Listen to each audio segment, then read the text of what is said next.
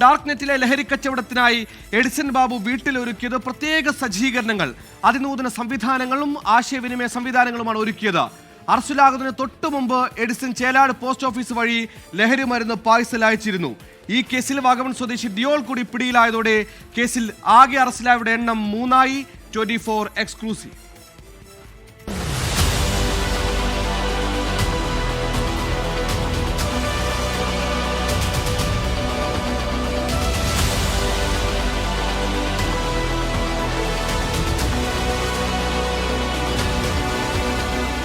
Dark നെറ്റിൽ ലഹരി കച്ചവടം നടത്തിയ കേസിൽ NCB അറസ്റ്റ് ചെയ്ത എഡിസൺ വമ്പൻ സ്രാവെന്നാണ് NCB വൃത്തങ്ങൾ പറയുന്നത്.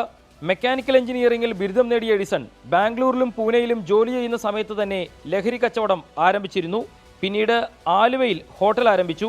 കോവിഡ് സമയത്ത് ഹോട്ടൽ പൂട്ടി. ഇതിനുശേഷമാണ് ഡാർക്ക് നെറ്റ് വഴി ലഹരി കച്ചവടം ആരംഭിച്ചത്. ഈ കച്ചവടത്തിലെ കൂട്ടുകാരായിരുന്നു അറസ്റ്റിലായ അരുൺ തോമസ്, ഡിയോൾ എന്നിവർ. വീട്ടിൽ മാത്രം ഒതുങ്ങിക്കൂടിയിരുന്ന എഡിസൺ പാവം എന്ന ഇമേജ് നാട്ടിൽ സൃഷ്ടിച്ചു. എന്നാൽ ഈ ഒതുങ്ങിക്കൂടൽ ലഹരി കച്ചവടത്തിൽ കൂടുതൽ ശ്രദ്ധ കേന്ദ്രീകരിക്കാനായിരുന്നു. 2 മാസമാണ് NCB സംഘം മൂവാറ്റുപുഴയിൽ എഡിസനെ നിരീക്ഷിക്കാനായി താമസിച്ചത്. സ്വന്തം മുറിയിൽ കച്ചവടത്തിനായി വലിയ സാങ്കേതിക സൗകര്യങ്ങളാണ് പ്രതി ഒരുക്കിയിരുന്നത്.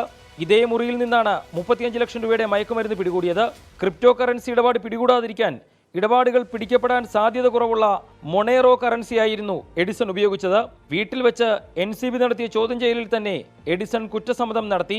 കേരളത്തിൽ വേരുറപ്പിച്ച് രാജ്യവ്യാപക ലഹരി ശൃംഖലയായിരുന്നു എഡിസന്റെ സ്വപ്നമെന്ന് ഉദ്യോഗസ്ഥരോട് പ്രതി സമ്മതിച്ചിട്ടുണ്ട്. എസ് ശ്യാംകുമാർ, 24, കൊച്ചി.